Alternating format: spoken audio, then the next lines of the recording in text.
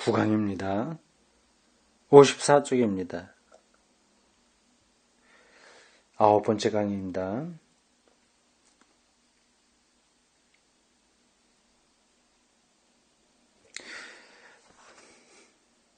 속량이란 세상 도피인가? 이런 소제목이 달려있는 단락입니다.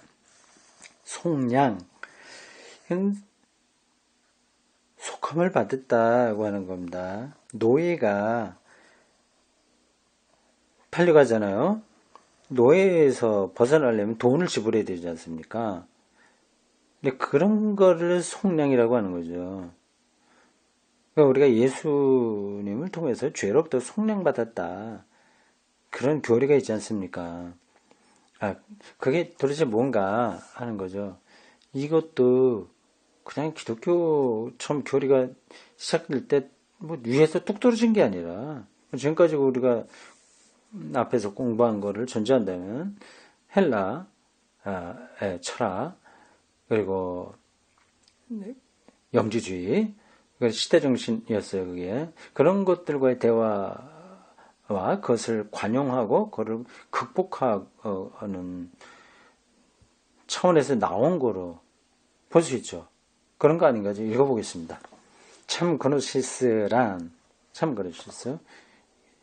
그노시스 비밀스러운 지식을 그노시스라고 합니다. 영지라고 합니다. 그래서 영지, 참 영지란 지식과 행복을 바라는 본성의 욕구가 이미 이 지상에서부터 미리 충족된다는 것을 의미한다.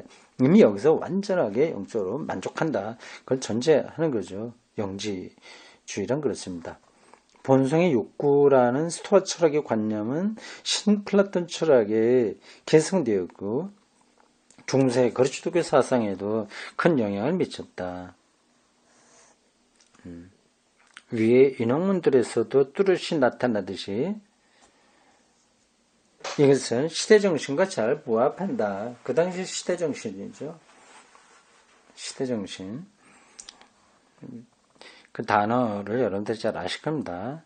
독일어로 Zeit, Geist라고 합니다. Zeit, Geist. 영어로 뭐라고 하나요? Time, Spirit이라고 할 수 있나요? 시대를 끌어가는 사상. 그렇게 볼 수 있네요. 시대 정신과 잘 부합한다. 즉 지식과 행복은 동일하다는 것으로서 행복의 본성의 욕구가 완전한 지식의 욕구로 나타난 것이다. 그리스도교 지식인들에게서 신앙에서 오는 완전한 지식, 즉 완전한 그노시스의 추구가 그리스도교적 희망의 목적이며 철학에서 출발하는 신앙의 목적이었다. 그러나 이 주지주의라는 명목하에서 주지주의, 주의주의가 아니라 주지주의, 알매 되는 거예요. 알을 중요하게 생각하는 사상입니다. 아는 것이에요. 주지주의라는 명목하에서 저저 강구되고 있으나 실은 더욱 중요한 요소로 등장한 것은 행복의 요구였다. 행복하려고 알아야 되는 거죠. 알아야 행복하다 그런 말 됩니다. 그노시스라는 영지주의라는 세상에 대하여 초연한 태도로 사물을 통찰하고자 하는 욕구는 세상이 뭐 진흙탕 물처럼 흘러가더라도 영적인 지식을 알고 있으면 된다는 거죠. 일종의 이것은 동양으로 보자면 선승계통입니다. 선.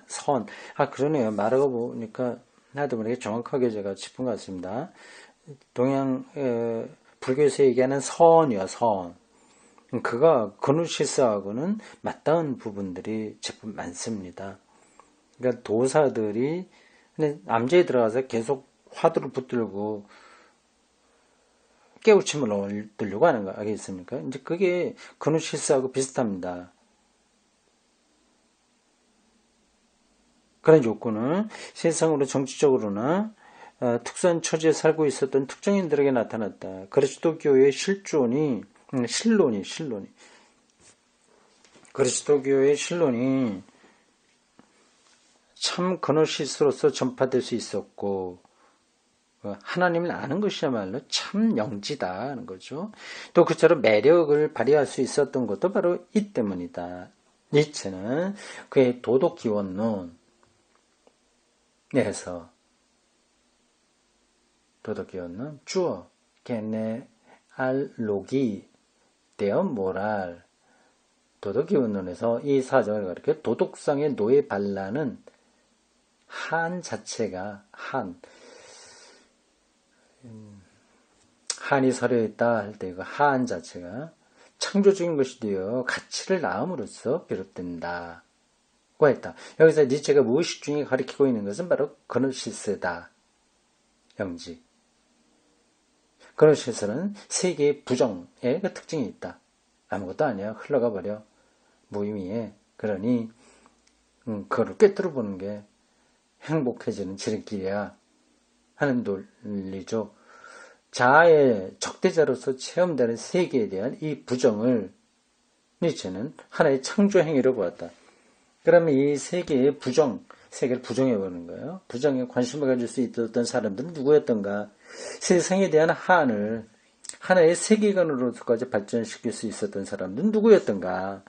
여기서 우리는 이 시대에 관한 전문가의 한 사람인 요나스를 인용할 수 있을 것이다. 한스 요나스. 누군지는 제가 모르겠습니다. 그에 의하면 그 당시의 신학자로 보여요. 철학자로 보입니다.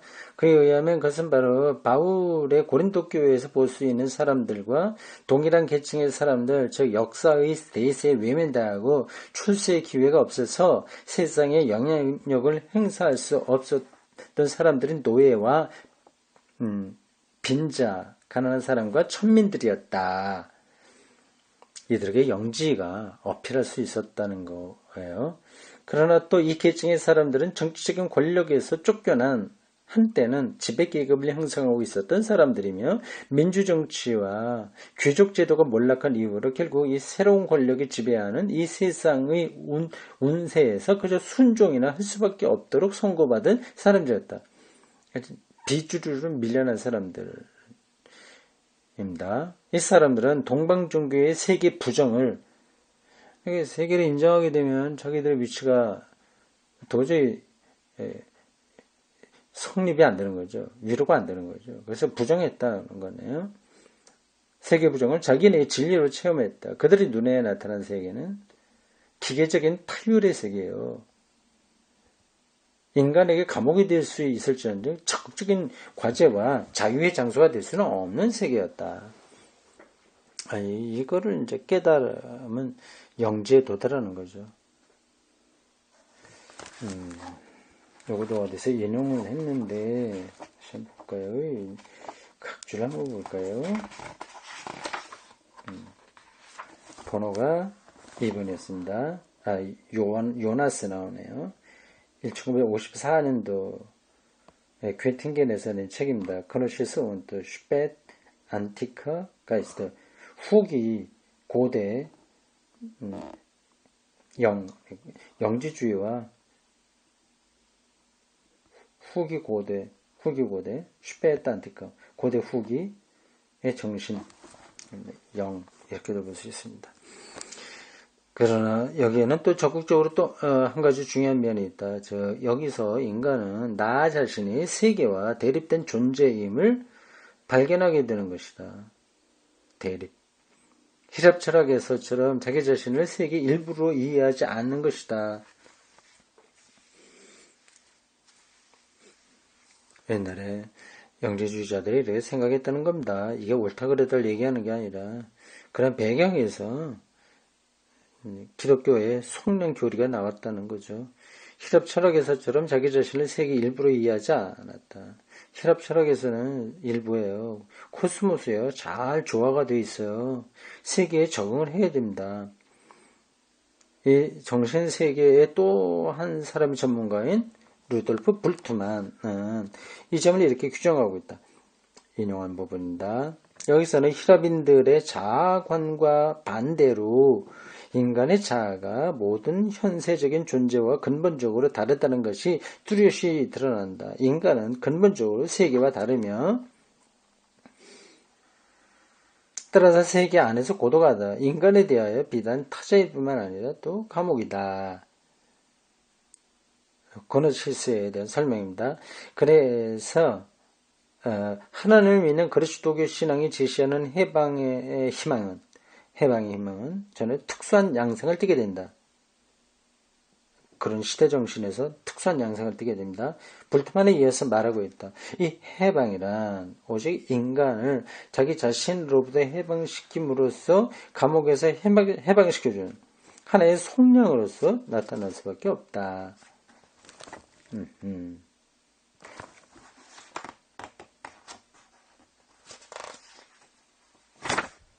그리스도교가 증언한 신앙과 희망의 형태는 이것이 전부인가? 물론 그렇지 않다. 바울로 이래로 그리스도교 인간관과 세계관은 영지주의적인 동시에 단호히 반영지주의적이다. 영지주의적인 부분들 들어왔죠. 세상 부정하고 대립돼 있다. 기독교 복음이 세상과 대립돼 있다고 하는 것도 비슷한 관점이고요. 그러나 동시에 영지주의를 반대했습니다. 그리스도교 메시지는 속량의 소식인 동시에 창조의 긍정이다. 그리스도교가 얼마나 새로웠냐 하는 것을 여기서 알 수 있죠.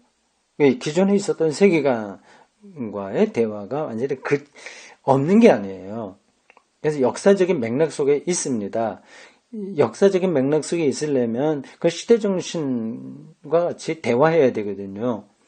받아들일 건 받아들여야 되거든요.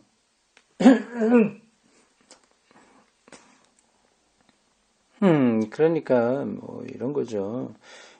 진화론을 받아들이지 않고서는 오늘날 하나님의 창조와 완성을 말할 수 없는 겁니다.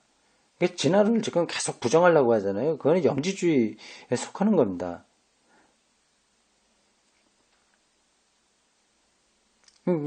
초기 기독교는 얼마나 놀랍습니까?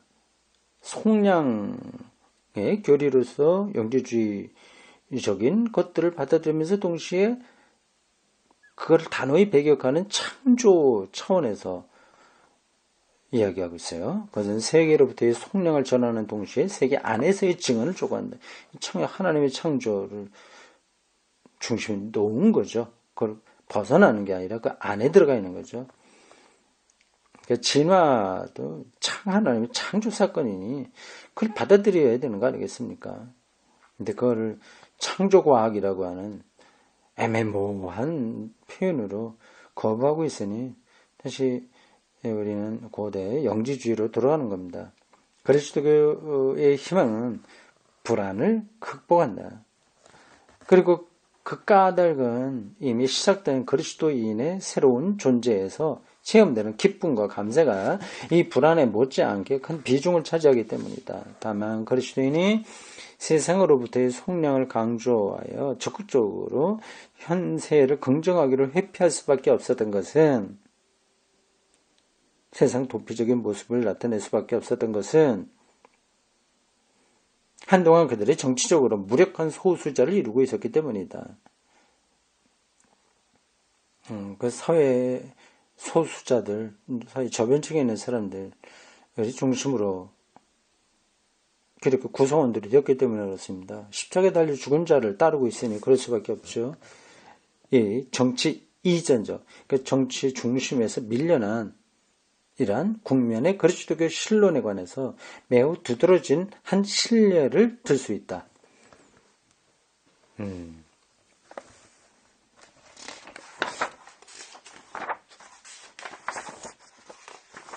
재밌는 얘기가 많이 나와요. 기원 178년 이교도 학자 셀수스는 참말씀 알레테이아 로고스 라는 제목으로 그리스도교를 공격하는 논문을 썼다. 셀수스는 자신도 로마의 국교는 모든 종교 위에 존재하는 최고신을 숭배하는 여러 가지 가능한 합법적 방법들 중에 하나에 불과하다고 간주하고 있었다.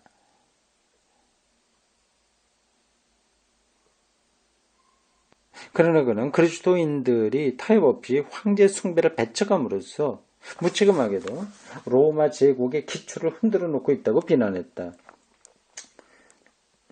이에 대하여 248년에는 그리스도교 사상가요 평화주의자인 오리게네스가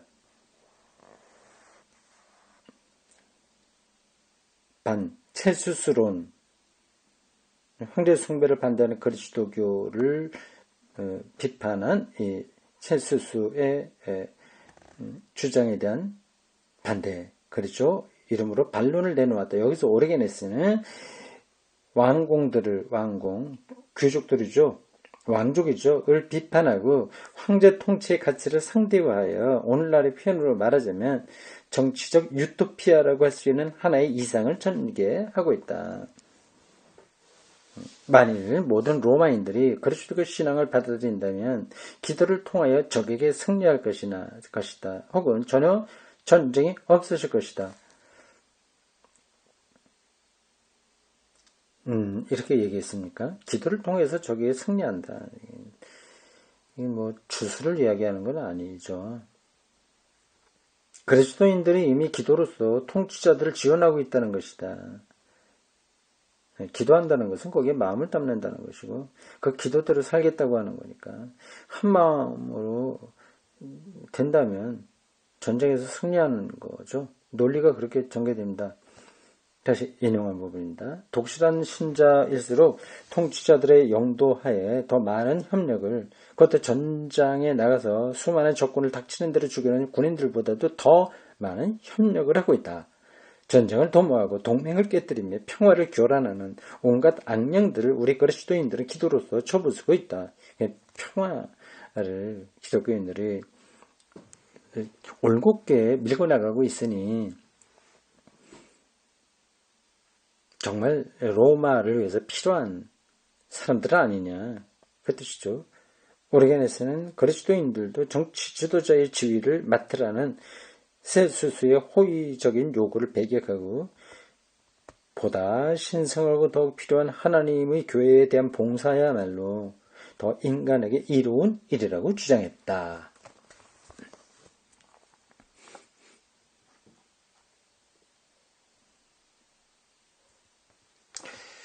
다음 콘스탄티누스 전환. 콘스탄티누스요. 기독교를 공인한 황제로 유명한 사람입니다.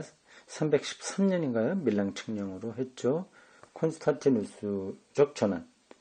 이런 것들이 다 기독교의 신론을 형성하는데 중요한 계기들이 된 겁니다. 그러나 이러한 주장은 오리게네스의 주장은 물론 소수자로서의 말이요 생각이었다. 멀지 않아 그리스도인들은 권력자들과 직접적인 충돌 관계에 들어서게 되었고 하나님을 단지 세상으로부터의 속량자라고만 말하는 그런 신론으로는 부족하다는 것이 이내 드러날 수밖에 없었다. 3세기 중엽 이래에 그리스도인들은 일종의 정치 신학을 전개하지 않을 수 없는 처지에 있었다. 신앙을 정치적으로 표현하는 거죠. 데치우스 황제 치아 249년에서 251년 제위했던 아주 짧게 제위했네요. 치아에서 최초의 조직적인 그리스도교 박해가 일어났다. 조직적인 그리스도교 박해가 일어났다. 박해는 그 이전에 많이 일어나는 걸로 알고 있는데 이때라고 하면 굉장히 후기예요. 그럼 조직적으로 일어난 거로 처음이라는 뜻이겠죠? 그 전에 많이 있었습니다. 그거는 로마 제국의 질서로서가 아니라 개인 황제의 판단에 의해서 산발적으로 일어난 것이기 때문에 그거는 중요하지 않다고 봤나 봐요. 이것은 로마 제국이 처한 국가적인 위기에서 연루된 결과였다. 제국 내의 공식 종교를 통일함으로써만 제국의 통일을 유지할 수 있다고 생각했던 것이다. 카르타고의 주교. 저쪽 포르투갈하고 아프리카 맨 왼쪽 거기서 만나는 그 해협이죠. 해협. 지중해와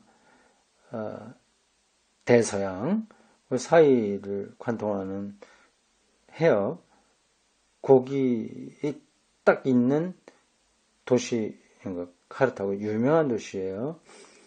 그냥 아프리카에 있는 거예요? 아니면 포르투갈에 있는 거예요? 좀 헷갈리네. 하여튼 그 해협에 있는 도시입니다. 카르타고의 주교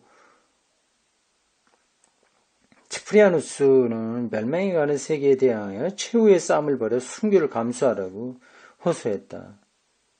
역사의 현장은 급격한 변동을 겪고 있었다. 그때가요. 3세기 중반이요.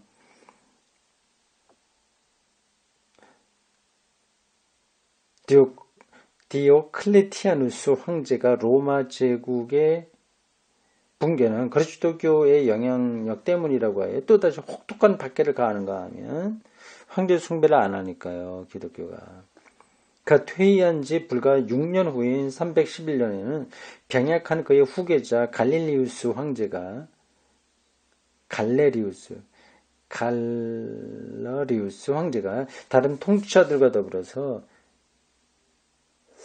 사르디카라고 하는 이름의 칙서를 반포했다. 이 관행 칙서는 그리스도교가 로마 제국의 공인종교 렐리기오 리키타를 임을 선언했고,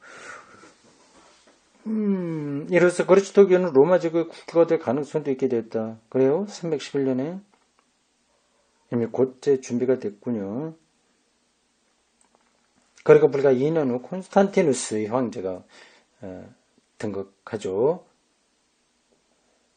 콘스탄티누스가 그때는 장군이었죠. 밀랑 칙령이죠.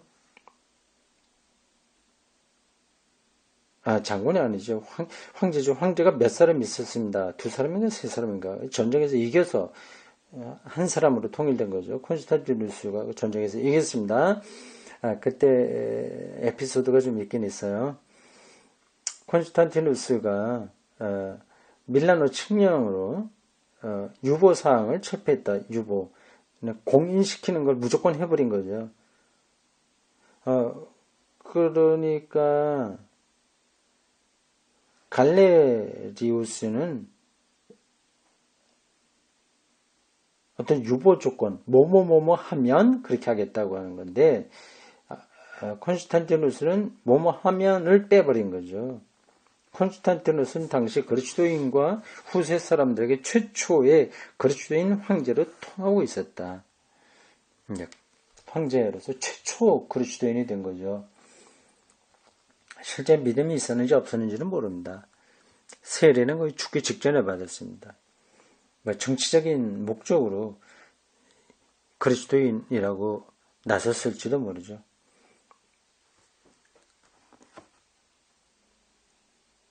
어쨌든 그는 기독교를 공인한 최초죠. 공인이야. 늘 최초니까. 공인한 사람, 황제로 유명합니다. 그리스도인들은 배란간 정치적 책임에 직면했고, 그러니까 로마의 공인을 받았으니 로마 정치 체제에 대해서 뭔가 역할을 해야 되니까요. 그것도 홀로 그 책임을 짊어져야 됐다. 그래서 이 정치적 권력을 어떻게 행사할 것인가 신학성서에서는 아직 알려지지 않던 문제에 봉착했다. 신학성서는 그 전에 기록됐으니까 이런 내용이 없죠. 콘스탄티누스적 전환이라는 말이 있는 것도 이 때문이다. 바이아흐로. 이제 그걸 계기로 해서 많은 게 변화되니까요. 바이아흐로 참으로 새 출발이 요구되었고 역사의 신에 대한 새로운 형태의 신학 문제가 제기되었다. 그러니까 로마의 관계를 어떻게 해서든 교리적으로 정리를 해야 되니까 그런 거죠. 이 새로운 도전 앞에서 그리스도교 신앙은 성공적인 새 출발을 할 수 있을 것인가? 아닌가? 여전히 개인의 속량만을 문제 삼고 개인의 구원이죠. 세계 문제에 대해서 끝내 무관심하고 말 것인가? 아니면 정치적 책임을 짊어짐으로써 세상을 위험시하는 거리감을 극복하게 될 것인가? 세계로부터 계속 등을 질 건가? 거기에 참여해서 책임감을 저희가 감당할 것인가 하는 거죠. 혹은 이 두 가지 형태의 신앙이 서로 결합되는 보람을 얻게 될 것인가? 아니면 양자가 제각기 갈 길을 가기만 할 것인가? 당연히 콘스탄티누스 황제 이후에는 거의 정치 신학 주로 많이 가게 됩니다. 부분적으로는 또 갈라져 나가기도 하고요. 그러나 큰 흐름으로 본다면 세상과의 거리감을 극복합니다. 콘스탄티누스 전하는 오늘날에도 하나의 문제로 남아있다. 그렇죠. 더 정확하게 말해서 아직도 그노시스적 의미의 속량의 희망이 예수의 십자가 보혈로 나는 죄 용서받고 구원받았어 라고 하는 그러한 희망이 그리스도인으로서의 정치적 책임과 완전한 결합을 이루지 못하고 있다. 오늘도 우리는 그리스도교 신앙이 개인 문제에만 머무른 채 개인 구원이죠. 세계 문제는 방치해두고 있음을 보고 있다. 한국교회는 유독히 더 그렇죠. 그냥 교회 모여서 속량받았어, 구원받았어, 손뼉치고 또 아니면 눈물 흘리고 감격해하는 것에만 머물러 있고 세계 문제는 방치됩니다. 자기들의 이익과 반대되는 것에는 또 세속의 문제도 예민하게 반응하죠. 모순입니다.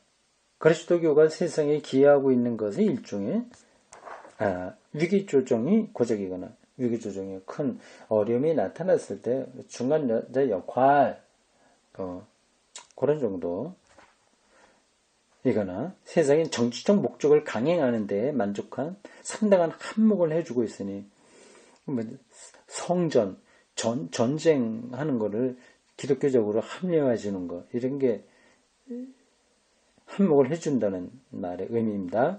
최악의 경우에는 기성 정권과 그 정책 강행을 뒷받침하는 이데올로기로 화하고 있다. 나치즘에 구역한 독일 목사들도 많이 있었으니까요. 정치에 대한 이데올로기로 기독교 신앙이 이용당하는 겁니다.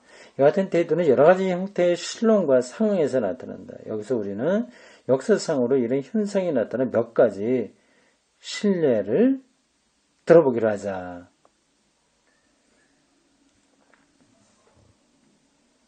오리게니스가 그리스도인의 정치 활동에 대하여 반대 의견을 표명한 지 불과 1세기 만에 이미 전혀 다른 어조가 나타났다. 정치와 무관한 기독교 공동체를 유지하려고 했는데 이제 정치에 깊숙이 개입됩니다. 콘스탄티누스 제위 30주년의 기념사에서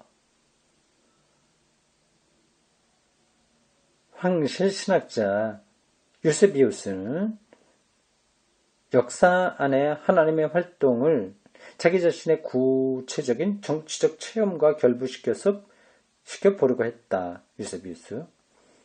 즉 콘스탄티누스 황제의 업적에서 대왕이신 하나님의 업적을 보려고 했다. 이런 게 이사야에도 보면 페르시아의 고레스 왕 고레스를 하나님이 선택한 종이다. 이렇게 얘기를 했으니까 이러한 유세비우스의 입장이 어제 오늘의 일은 아닌 겁니다. 심지어는 우리나라에서도 전두환을 하나님의 보내서 어떻게 했다, 하나님의 종이다 이런 식으로까지 본 목사들이 있죠.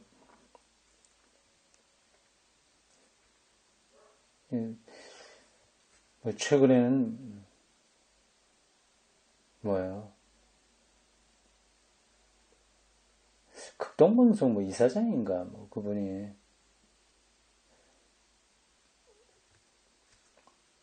감옥에 가 있는 바로 앞 대통령 누구죠? 이렇게 이름도 깜빡 기억이 안 나네.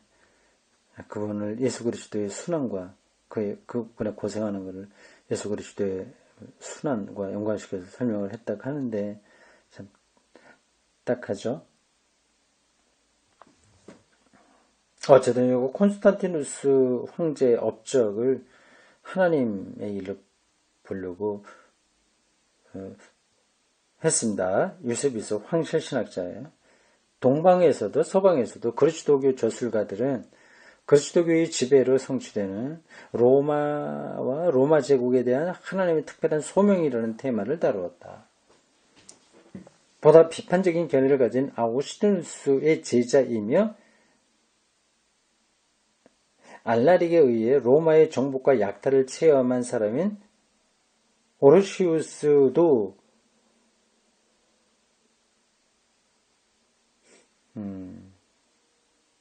로마에 대한 낙관적인 기대를 버리진 않았다. 그는 역사가일 뿐만 아니라 전쟁에 시달려 평화를 갈구하는 백성들을 동정하는 한 사제였다. 그래서 그는 거기에 적합한 이론을 현대식으로 말하자면 필요한 이데올로기를 제시하는 것이다. 자, 여기까지 됐고요. 다음부터는 구체적으로 어떤 것이냐, 어떤 게 로마 정치와의 이 접근, 그 결합에서 나타난 하나님 이해의 변화냐 하는 것을 보겠습니다. 얼뜻 보니 하나님 나라 이런 것도 나오고요. 신의 신국론인가? 하나님 나라의 도성 이것도 있을 텐데 그 책도 설명이 되겠죠? 또 그런 게 좀 나올 것 같습니다. 여기까지입니다.